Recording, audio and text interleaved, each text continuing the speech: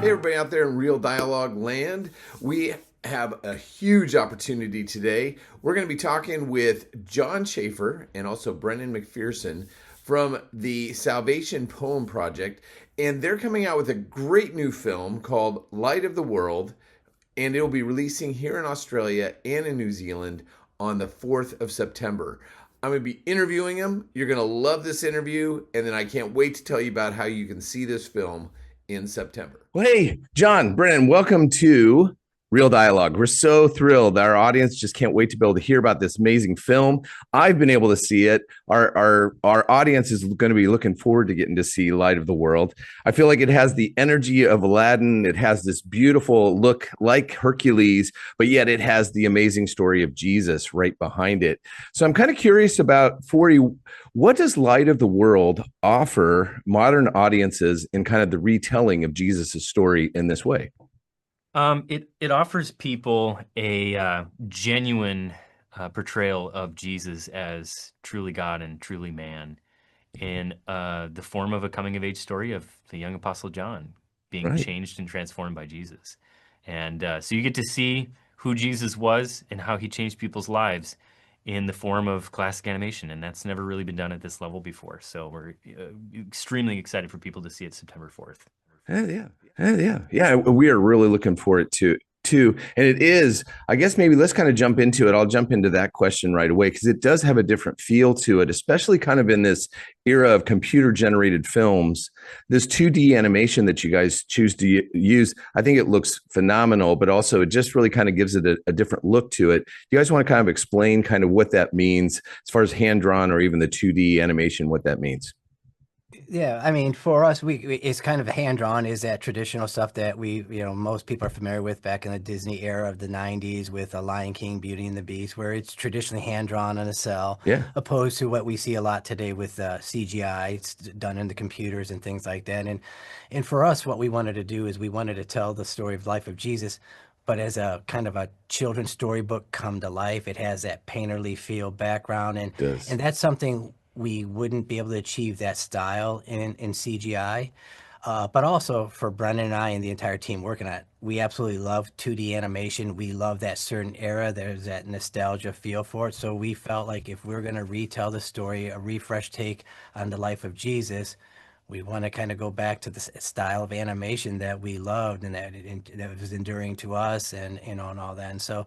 And also it's very universal, very timeless. So that style, Yeah. it won't date out like CGI. So that was really our big reason. But ultimately, it is to try to make this story, the children's storybook, come to life. Right. And it does. It really comes to life on screen. I can't wait for our audiences to get to see it because it really is beautiful. But then on top of it, kind of going to one of your points, Brennan, that you were saying at the beginning, it's a unique take on Jesus' story, even though the story is going to be familiar to those who do know it. But for those who may be introduced to it, I'd love to kind of hear your thoughts behind kind of the inspiration behind making John a younger, kind of a young, kind of almost an Aladdin type character in a way, but then also just how you were able to add in humor, you were able to add in kind of a humanness, I think, that we see in Jesus's portrayal that you don't necessarily see in a lot of other films that have kind of depicted Jesus in the past. Yeah, well, regarding John's age, it was really early on in studying the actual people themselves, the historical people of the disciples and Jesus, that we discovered that likely most of the disciples were teenagers when they Yeah, started following Jesus. They were not these 60-year-old men with beards that we usually see in that's films, right. and they Right. definitely didn't speak with a British accent. And so, we really wanted to get closer to the core of what we thought was probably true. And when you think of Judas, for example, as a 16-year-old punk, suddenly his behavior makes a lot more sense. When you think Right. of John as a young teenager leaning up against Jesus' chest at the Last Supper, suddenly that all makes a lot more sense instead of seeing this 40-year-old man leaning up against the chest of a 33-year-old man. Right. It's just it gives you a different perspective, and it helps you to see things that you never saw before. And so that's why we chose John's age, being a young teenager. Yeah. Um, But then you had another question in there as well, and I forgot what it was. So just in relationship to that, but also you added in a kind of a humanness to Jesus in the sense of kind of the humor. You made you laugh. I mean, I love, like John the Baptist. He's a great character. So you have fun with it, even though you don't discredit him in any way, but yet you make it a fun character. So I'm kind of curious what were kind of the thought process behind that. Yeah. So when we were developing the script and we were working with the story team and that stuff, people would ask me, hey, what do you feel the mood of this movie is? If you had to set the tone. And for me, it's like Back to the Future meets Goonies. And give you an idea, if you look at John the Baptist, he really is like Doc Brown and Rafiki from Lion King kind of rolled into one. Go. So when you look at Doc Brown, he's kind of this eccentric guy, but then there's heartfelt moments when he talked with Marty, or if he got upset, he could stand toe to toe. And that's what we did with John the Baptist. He could stand toe to toe with the Pharisees. He could have a heartfelt talk with John, but at the same time, he's just an eccentric, crazy guy. So we looked at the films of the 80s, not just animation, but live action. What did we like about certain characters? And that's what we were trying to develop to set the tone for. And for Jesus, we thought, just as how important we thought it was John to be that younger age, he's that vehicle because he is the audience. As the audience, he's discovering more and more about Jesus. The audience is discovering in real time. So by the end of the film, if you had no concept of who Jesus is or the Bible, but when you watch John being crushed, if Right. we didn't have the audience crushed at the same time, we failed at that moment. And so that's why we really had to work with that. And for Jesus, we wanted to kind of change if they didn't have a concept of Jesus, the audience, or a misconception of Jesus, we wanted to be more that human side. You could see the vulnerability. You can kind of see him smile. He has that kind of stunned look at his mother when she's turning to him to, turn the water into wine, do the miracle and all that. As we wanted to show that human side that, that people could gravitate toward and feel like, this is the guy. He's not judging me. He's not, he's not this ultra righteous guy just judging me. He wants to know me.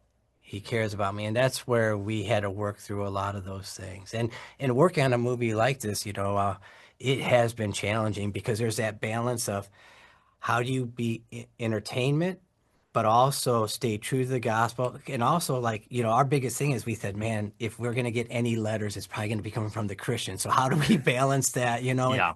And that was the toughest challenge, for Brendan and I. We work for, Salvation Plan Project, and it's a very missional group. But a lot of the people we brought on board, like my co-director, Tom Bancroft, he was a kind of a Disney legend, designed Mushu. Right. He was an animator for Simba and all that.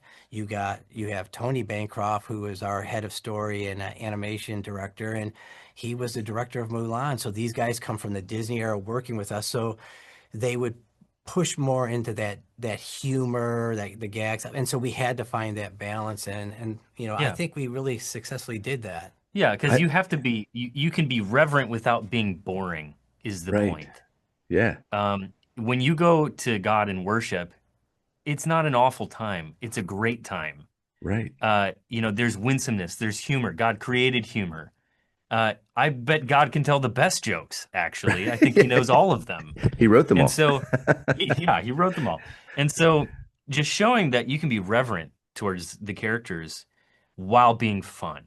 And we really wanted to prove that. So, Well, I really think you guys did. Go ahead, John. Yeah, go ahead. To be honest, when we went into some of the screens, so we started screening it, pre-screenings throughout the United States to get, showing it to different ministries and get them excited. And I would have to say I was probably nervous of how people were going to handle our take on John the Baptist, Right. because he is so revered and and all that. And we were surprised that people just love that character. They loved how we handled it. And also he gave a very complex thing and told it in the most simplistic way that anyone could understand. And so for us, that was a huge relief.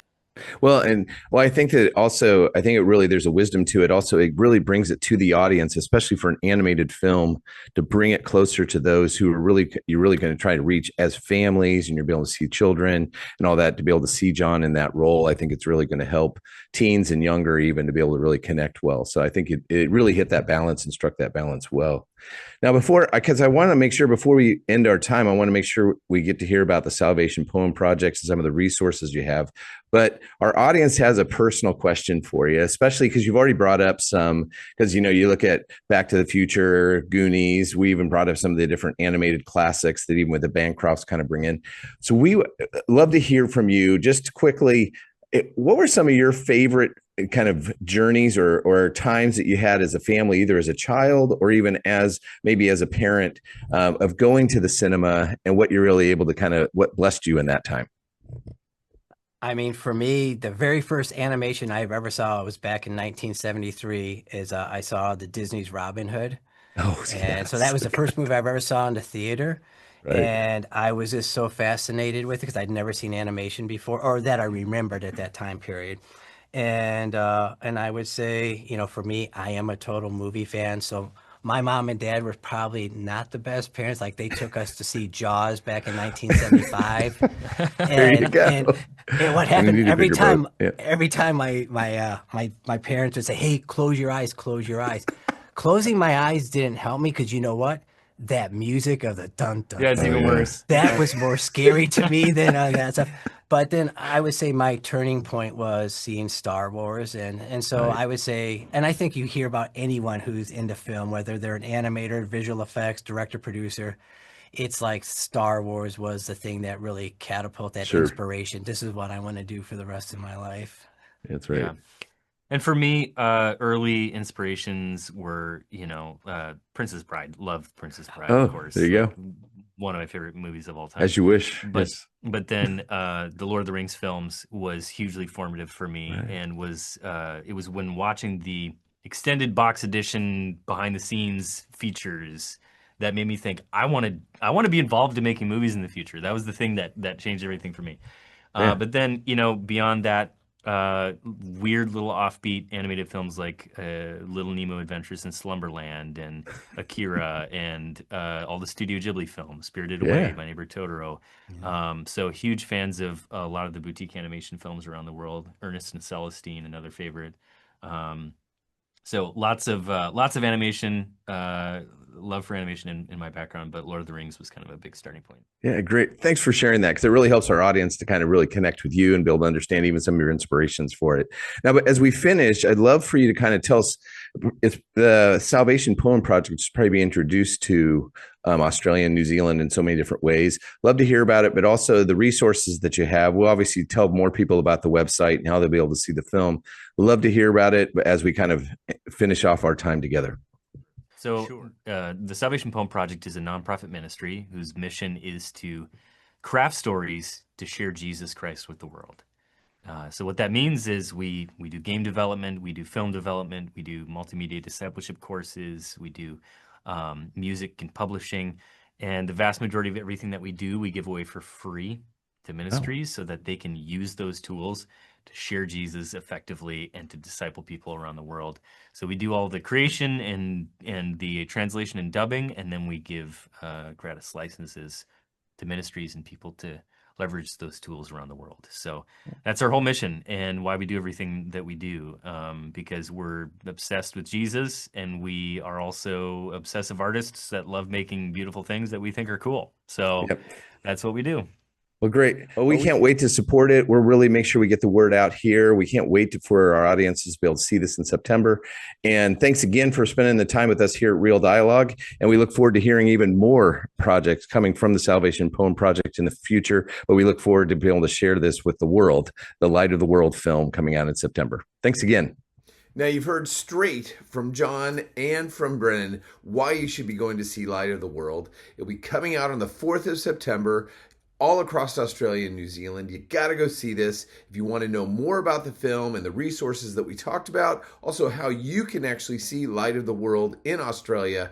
Go to faithmedia.com.au and you will be able to find out exactly how to see the film and then also how to even get a kind of a taste of what is to come. So thanks so much and enjoy, and we look forward to seeing you at the movies. This is Russ Matthews with Real Dialogue.